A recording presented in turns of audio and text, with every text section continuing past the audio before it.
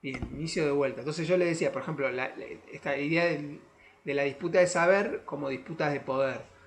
Los sofistas versus los filósofos, o los escolásticos, digamos, que eran los filósofos cristianos en la Edad Media, que establecían al mismo tiempo, por medio del estudio, o sea, bajo fundamentos, eh, con argumentos teológicos, o sea, ¿no? Fíjense qué contradicción, la idea de teología es el estudio de Dios por medio de la razón, ¿no? Pero buscaba esos, por formas de argumentación racionales acerca de lo divino, vendría a ser, formas de argumentación racionales, no dogmáticas acerca de lo divino, o habría que discutir ahí si eran dogmáticas o no, por la cuestión, digamos, que solamente se enseñaba a las escrituras como la única verdad, pero como al mismo tiempo producía ese cuerpo de pensadores, esa comunidad de intelectuales y pensadores asociados al cristianismo, producía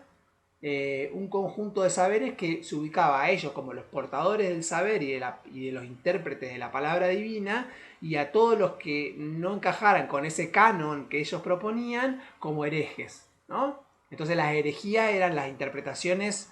no autorizadas de la palabra de Dios, ¿no? Fíjense ahí, se ve con mucha claridad. En Aristóteles el conocimiento y la ciencia se entendía como en una forma mucho más empírica que en la Edad Media, mucho más como observación del mundo, digamos, ¿no? De interpretación de la naturaleza, inclusive de relativa experimentación con la naturaleza. Esa concepción, digamos, práctica de la ciencia es abandonada en la época cristiana digamos, y las escrituras aparece como el único libro sagrado de interpretación. Y la gran disputa, digamos, del Renacimiento y de la revolución científica contra la escolástica y el catolicismo, digamos, y el pensamiento teológico en fines, digamos, principio del Renacimiento, fines de la Edad Media, tiene que ver justamente con habilitar la posibilidad del estudio y de la observación de la naturaleza, digamos, volver a eso como de manera autónoma en relación a la religión. Y ahí hay que yo creo que lo conté, hay un gran argumento de Galileo Galilei que dice, Galilei dice, las escrituras, así como las escrituras, digamos, es la palabra de Dios en torno a los asuntos humanos y a los asuntos históricos, dice, las matemáticas es el lenguaje divino por el cual Dios creó, digamos, Dios le otorgó ese lenguaje a la naturaleza y nos permite, estudiando el lenguaje de las matemáticas, comprender la naturaleza, ¿no? Descubrir las leyes de la naturaleza que no son otra cosa que el designio divino dentro de la estructura del mundo, ¿no? Del cual la Biblia no nos dice nada. Entonces fíjense cómo a partir, digamos, y ahí introduce un argumento, en realidad es un argumento pitagórico, neoplatónico, digamos, desde el punto de vista de la historia del pensamiento, porque lo que hace es ubicar a las matemáticas como una especie de estructura oculta de la realidad, ¿no? En el pensamiento pitagórico, en el pensamiento matemático, el pensamiento neoplatónico, el pensamiento pitagórico, las matemáticas aparecen como una especie de, digamos, de partitura cósmica que está por detrás de la realidad, ¿no? Y que no y que entonces podemos conocer por medio del intelecto, ¿no? Y que tiene obviamente un carácter más elevado que la realidad, porque son perfectas en función, a diferencia de la realidad que es siempre una realidad corruptible. Entonces fíjense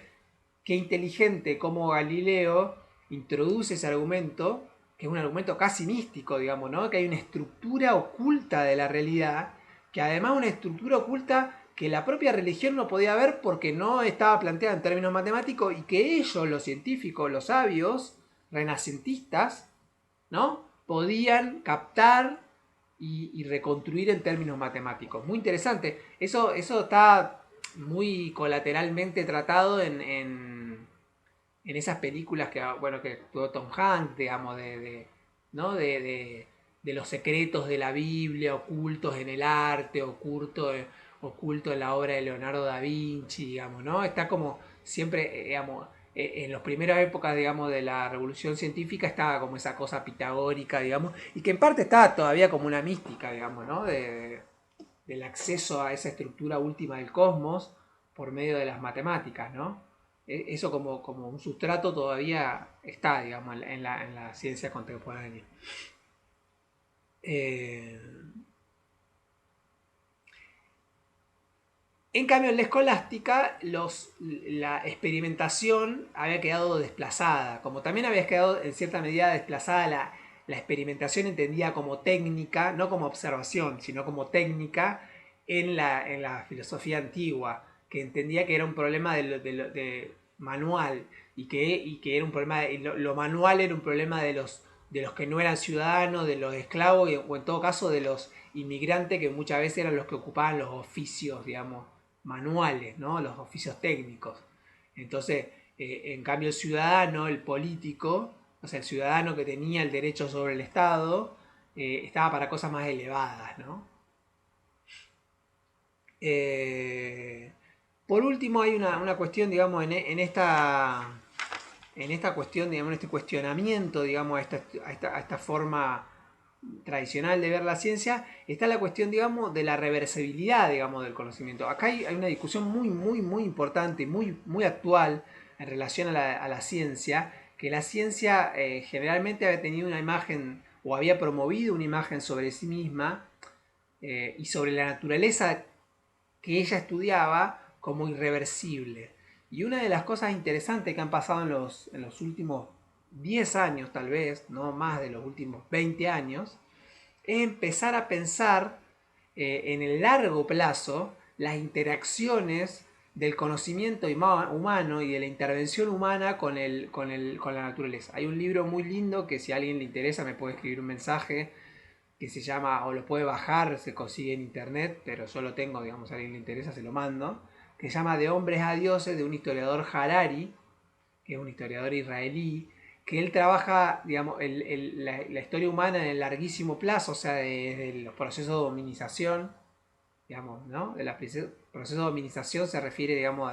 a la evolución de los homínidos hacia el Homo sapiens sapiens, que más o menos tiene esos procesos 2 millones de años, o sea, empieza a trabajar desde esa época, digamos, de los primeros homínidos, perdón, de los últimos, de los homínidos superiores, digamos, de cómo los homínidos se transforman, digamos, cómo se imponen los Homo sapiens sapiens dentro de los homínidos. Y ahí es muy interesante porque Harari, digamos,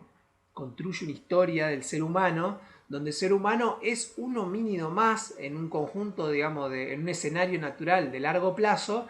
y de cómo el homínido, este animal,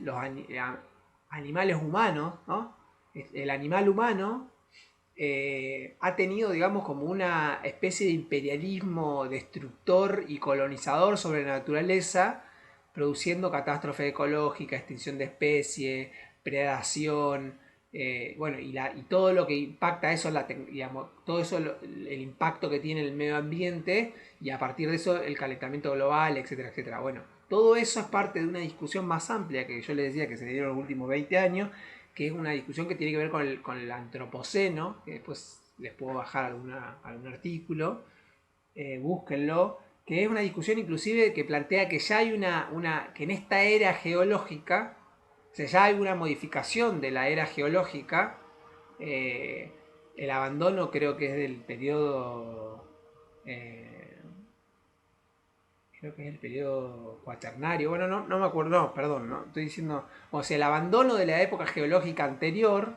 que es en la que estábamos todos, para decir que ya en esta época geológica se empiezan a ver como o se empieza a ver marcas de la huella del ser humano en el medio ambiente. Por ejemplo, una de esas marcas, que es innegable, es a partir de 1945,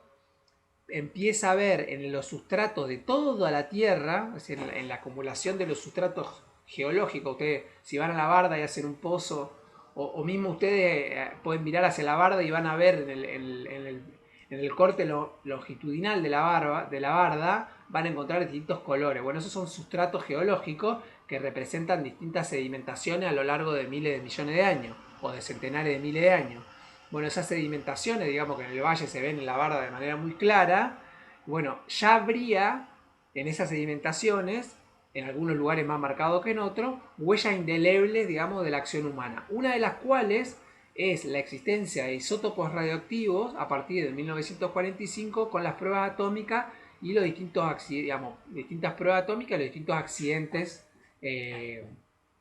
nucleares que acontecieron, digamos, a lo largo del siglo XX, digamos. Entonces, en ese contexto, digamos, ya hay marcas geológicas de la acción humana, ¿no? Lo mismo que la especie, digamos, pero bueno, la extinción de la especie, etcétera, podría ser inclusive discutible si tiene que ver con cambios, digamos, climáticos o no, etcétera, etcétera, más, y que está disputado. Hay quienes opinan que muchas especies que se han desaparecido en los últimos 10.000 años tienen directamente que ver con la instauración de la agricultura y el giro sedentario, digamos, de la humanidad y bueno, todo ese proceso, digamos. Pero no me quiero ir por ese tema que ya le dediqué demasiado tiempo. Pero eso tiene que ver con esto que yo planteaba, que es la reversibilidad. O sea, ya hoy, lo primero, o sea, esta idea de que hay una acción, digamos, la naturaleza es irreversible, hoy es cuestionado porque se ven que los procesos naturales también están constituidos por la acción humana. Entonces ya lo natural no aparece como algo extraño al humano y opuesto al humano, sino que lo natural empieza a ser eh, tenido como un producto social, digamos, también, ¿no? Sobre todo en los últimos 10.000 años, repito, lo natural es inescindible de la acción del ser humano. Y por lo tanto, digamos, dentro de la inclusión, digamos, de lo natural, ya también puede ser incluido también una dimensión moral a partir de esa acción humana, ¿no?